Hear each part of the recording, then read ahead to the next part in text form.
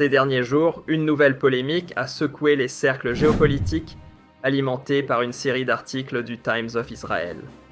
Le sujet brûlant, les relations toujours tendues entre l'Algérie et le Maroc, et surtout la tentation américaine version Donald Trump de s'inviter dans le jeu pour calmer le feu. Ce qui a vraiment déclenché les réactions, ce n'est pas tant l'éventualité d'une médiation US, mais plutôt la façon presque déroutante dont le journal israélien a choisi de peindre l'Algérie non plus comme une simple pièce sur l'échiquier régional, mais comme un véritable pivot stratégique. En parallèle, un tacle bien senti est adressé à Washington pour sa gestion jugée hasardeuse et peu clairvoyante de ce dossier brûlant au cours des dernières années. Dans ses derniers élans de vie politique, Donald Trump a voulu se donner des allures de pacificateur maghrébin, mission presque divine, tenter de rabibocher Alger et Rabat, surtout sur le casse-tête du Sahara occidental. L'ambition louable. Le timing catastrophique. 60 jours, pas un de plus, pour décrocher un accord. Résultat nada. Washington pensait qu'un peu de diplomatie bien huilée et quelques coups de pression suffiraient à débloquer un contentieux vieux de plusieurs décennies. Mais selon l'article, cette croyance frôle l'utopie. Les stratèges américains visiblement mal briefés n'ont jamais vraiment capté ce que signifie pour l'Algérie la souveraineté. Un mot qui là-bas pèse lourd, hérité d'une histoire, où céder aux injonctions étrangères n'a jamais été une option. Ce n'est pas juste une posture diplomatique en Algérie, la méfiance viscérale envers toute ingérence étrangère est ancrée dans l'ADN national. Une conséquence directe d'une guerre de libération féroce contre la colonisation française. Le Times of Israel enfonce le clou, on ne parle pas ici d'un État périphérique. L'Algérie, avec son territoire colossal et ses frontières partagées avec de nombreux pays, pèse lourd. Très lourd. Elle joue dans la cour des puissances, capable de faire basculer l'équilibre non seulement du Maghreb, mais aussi du Sahel et même de la Méditerranée. Mais voilà, selon le journal Washington, est complètement passé à côté de cette réalité. Plutôt que de composer avec ce géant régional, les Américains ont préféré miser sur des partenaires moins ambitieux mais plus dociles. Résultat. Une stratégie fragilisée. Une lecture erronée de la carte géopolitique et surtout un coup de poker en 2020, la reconnaissance précipitée de la souveraineté du Maroc sur le Sahara occidental. Une manœuvre qualifiée de pragmatique, certes, mais à courte vue. Elle a sapé des décennies de neutralité diplomatique, court-circuité l'ONU et froissé sérieusement Alger. Loin d'apaiser les tensions, la décision américaine a finalement eu l'effet inverse. Elle a poussé Alger à resserrer encore plus ses liens avec Moscou, multipliant les accords militaires et renforçant un axe politique assumé avec la Russie et la Chine. Ces deux géants, jamais à court de stratégie, ont habilement enfilé le costume de champion du droit international, surtout quand il s'agit de brandir le drapeau du droit à l'autodétermination. Une rhétorique qui tombe à point nommé. Le Times of Israel ne cache pas l'inquiétude que cette nouvelle donne suscite à Tel Aviv comme à Washington. Car pendant que les puissances occidentales bricolent des alliances à court terme, l'Algérie, elle grimpe en puissance sur tous les fronts, gaz, flux migratoires, sécurité régionale. Tout y passe. Et l'article n'y va pas avec le dos de la cuillère, il fustige la politique américaine en Afrique du Nord, jugée trop improvisée, trop fragmentaire. Plutôt que de construire une vision d'ensemble, mêlant diplomatie, énergie, défense et développement, Washington, selon ce récit, se contente de coller des rustines là où il faudrait une vraie architecture stratégique. Dans une sorte d'appel à la lucidité, l'article enjoint Washington à sortir de sa torpeur diplomatique et à s'investir, enfin, dans un dialogue franc entre Alger et Rabat. Et pas juste en parole, il plaide pour une vraie relance du rôle des Nations Unies dans la médiation. Mais la surprise vient d'ailleurs. Le texte ose carrément suggérer qu'Israël mette la main à la pâte, histoire de soutenir l'effort américain. Pourquoi ? Parce que plus le face-à-face Algérie-Maroc s'éternise, plus cela crée une brèche géostratégique dans laquelle Moscou et Pékin s'engouffrent avec appétit. Mais ce n'est pas tout. L'article enchaîne en soulignant les secousses géopolitiques que pourrait provoquer cette instabilité régionale.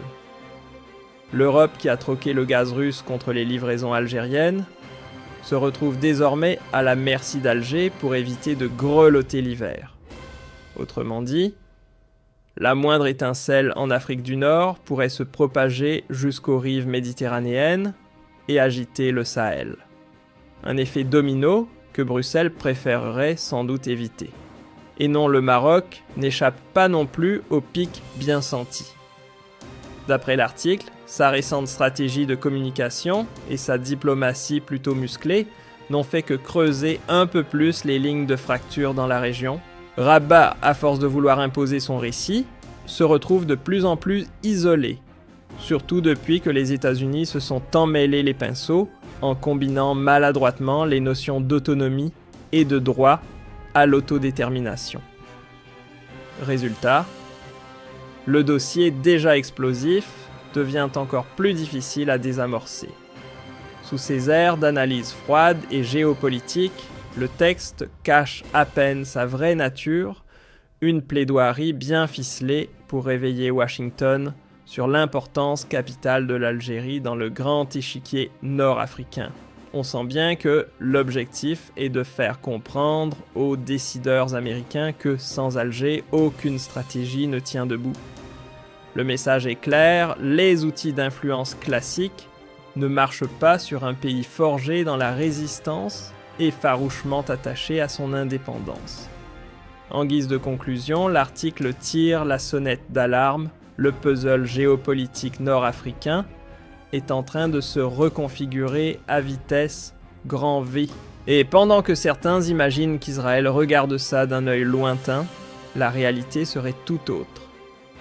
Tel Aviv s'agite en coulisses, préoccupé par ce qu'il perçoit comme un vide stratégique qui s'élargit chaque jour un peu plus. Un vide laissé béant par l'indécision et l'absence de cap clair côté Washington. Et devinez qui se tient prêt à remplir l'espace Moscou et Pékin, évidemment.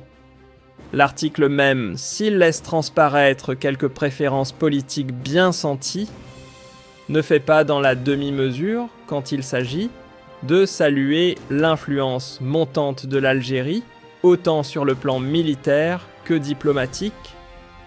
Il reconnaît aussi sans ambages que l'intérêt d'Israël pour une détente entre Alger et Rabat ne relève pas de la philanthropie, mais bien de calculs géostratégiques précis. En somme, ce panorama met fin à toute illusion. Les rapports figés, les lectures simplistes, les vieilles recettes binaires ne suffisent plus. Le Maghreb bouge, et ceux qui s'obstinent à le lire avec des lunettes d'un autre siècle risquent tout simplement de passer à côté du scénario. Ce qui se trame actuellement entre l'Algérie, le Maroc, les grandes puissances occidentales et les géants eurasiatiques n'a rien d'un simple jeu d'alliance.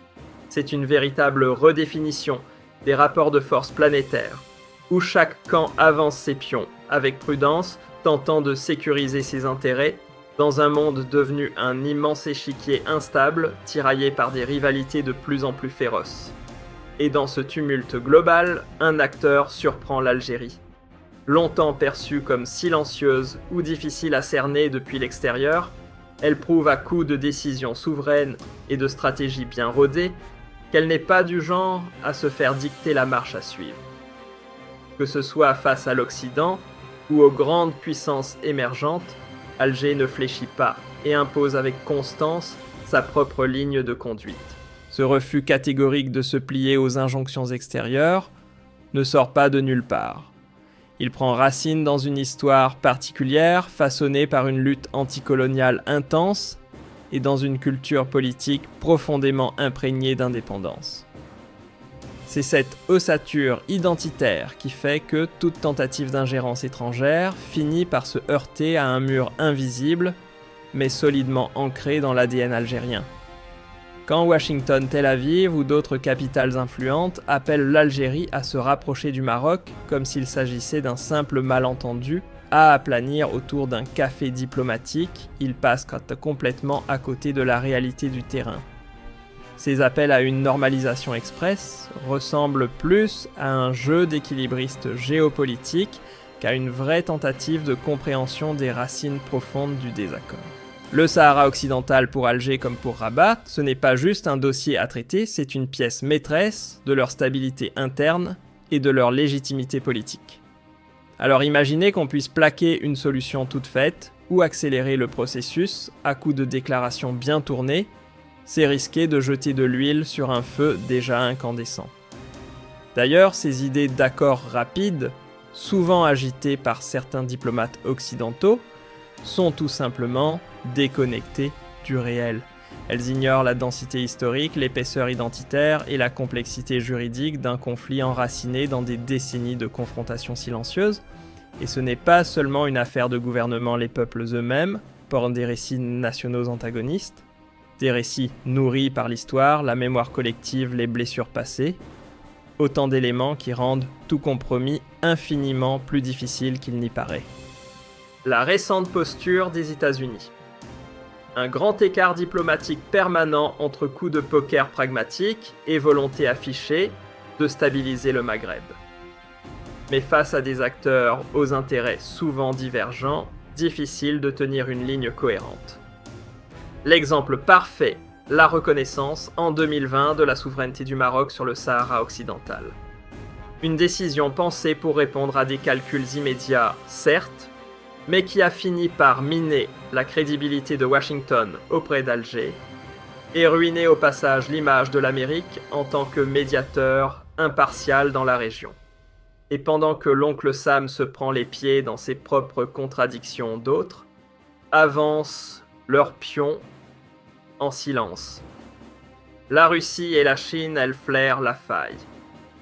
Elles s'infiltrent avec habileté dans les brèches diplomatiques occidentales, multipliant accords économiques et coopérations stratégiques. Résultat, l'Algérie en profite pour diversifier ses alliances, affirmer sa marge de manœuvre et injecter un parfum de multipolarité dans un territoire longtemps considéré comme le jardin privé de l'Occident. Le paysage géopolitique bouge et avec lui, les cartes sont rebattues pour tous les acteurs régionaux. Les puissances traditionnelles, elles n'ont plus vraiment le luxe de l'improvisation. Elles sont contraintes de dépoussiérer leurs vieilles recettes. En parallèle, l'Europe, secouée par une crise énergétique planétaire et obsédée par la sécurité de ses sources d'approvisionnement, garde les yeux rivés sur le Maghreb. Et au cœur de ce radar stratégique, l'Algérie. Le pays désormais pilier incontournable pour l'approvisionnement en gaz de plusieurs États européens, voit son influence grimper en flèche, tout comme l'intérêt stratégique qu'il suscite dans les coulisses bruxelloises. Mais voilà, cette nouvelle donne transforme aussi chaque signe de turbulence en Afrique du Nord en sujet d'angoisse dans les capitales européennes. Ces dernières tentent tant bien que mal de jongler entre leurs besoins vitaux en énergie et le maintien d'un équilibre diplomatique avec les différents protagonistes du Maghreb. Résultat, l'Algérie devient le centre de gravité d'un jeu d'attente international, souvent contradictoire, où chaque acteur veut peser dans les décisions, sans perdre la main sur les crises à venir. Au milieu de ce jeu d'échecs géopolitiques, une pièce attire l'attention Israël. Les récents articles laissent entrevoir un intérêt grandissant et plutôt inattendu de certains cercles israéliens pour un apaisement entre l'Algérie et le Maroc. Mais qu'on ne s'y trompe pas, derrière cette soudaine bienveillance, ce n'est pas la paix régionale qui guide les préoccupations, mais la crainte bien réelle que ce conflit non résolu continue d'ouvrir grand la porte à l'influence croissante de Moscou et de Pékin dans une région autrefois verrouillée par l'Occident. Israël, qui capte de mieux en mieux les glissements tectoniques des rapports de force mondiaux, semble vouloir pousser les États-Unis à revoir leur copie. L'objectif : éviter que l'Afrique du Nord ne devienne le nouveau terrain de jeu privilégié de ses adversaires géopolitiques. Ce regain d'intérêt marque aussi un tournant dans la perception d'Alger. Le pays, longtemps mis à l'écart des radars israéliens, est désormais vu comme un acteur central qu'il serait risqué de continuer à ignorer, même pour ceux qui des décennies durant l'ont considéré comme un angle mort diplomatique. Il faut être clair, parler des rapports entre l'Algérie et le Maroc sans prendre en compte leur charge émotionnelle, symbolique et identitaire, c'est passer complètement à côté du sujet. Ici, on ne parle pas juste de tensions diplomatiques ou de différends politiques, on parle de deux peuples marqués dans leur chair par des décennies de rancune de rendez-vous, manqués de frontières verrouillées, et de récits nationaux qui se répondent. Pour mieux s'opposer, imaginez un rapprochement, oui, mais pas sans un travail de fond. Il ne suffira pas d'une poignée de main devant les caméras ou d'un sommet international improvisé. Il faudra reconstruire la confiance, pierre par pierre, avec des ponts culturels, des échanges économiques et des initiatives sociales capables de désamorcer les soupçons qui se sont enquistés avec le temps. Et ce genre de processus ne se décrète pas. Il doit naître de l'intérieur, porté par des dynamiques nationales pas imposées depuis l'extérieur à coups de pression ou d'agenda caché. Autrement dit, si l'on veut un jour voir la région s'apaiser durablement, il faudra apprendre à lire le Maghreb tel qu'il est, complexe sensible, profondément multipolaire, et non comme un terrain de jeu pour rivalité entre grandes puissances ou un simple réservoir de gaz. Tant que les logiques étrangères continueront à dominer la lecture des enjeux locaux, toute tentative de transformation réelle restera condamnée à l'échec. Croire que la paix surgira comme par magie au détour d'un communiqué de presse ou d'une poignée de main télévisée relève de la pure illusion. Si une véritable réconciliation doit voir le jour, elle demandera bien plus qu'un ballet diplomatique ou des manœuvres temporaires. Il faudra que l'Algérie et le Maroc réapprennent à imaginer un avenir commun en réécrivant ensemble le récit de demain. Ce qu'on observe aujourd'hui révèle une réalité incontournable, l'Afrique du Nord est entrée dans une phase de transition critique. Désormais, chaque choix politique, chaque bascule diplomatique, chaque bouleversement économique a le pouvoir de remodeler durablement l'équilibre régional. Et au centre de cette dynamique, un acteur revient sans cesse, l'Algérie, par son poids démographique, ses ressources naturelles, sa trajectoire historique et la constance de sa politique étrangère. Faire l'impasse sur cette donnée, comme l'ont fait certains puissants dans le passé, c'est s'engager les yeux fermés vers des stratégies condamnées d'avance. A l'inverse, intégrer le rôle structurant de l'Algérie et adopter une lecture plus fine respectueuse de sa souveraineté pourrait lentement mais sûrement débloquer la perspective d'une stabilité durable. Même si, soyons réalistes, une résolution éclair n'est pas pour demain. La région bien sûr restera un théâtre de confrontation d'intérêts et de réajustement géopolitique. Mais elle peut aussi, si on en saisit les subtilités internes, devenir un espace de coopération plus juste, plus équilibré et surtout moins soumis aux diktats extérieurs.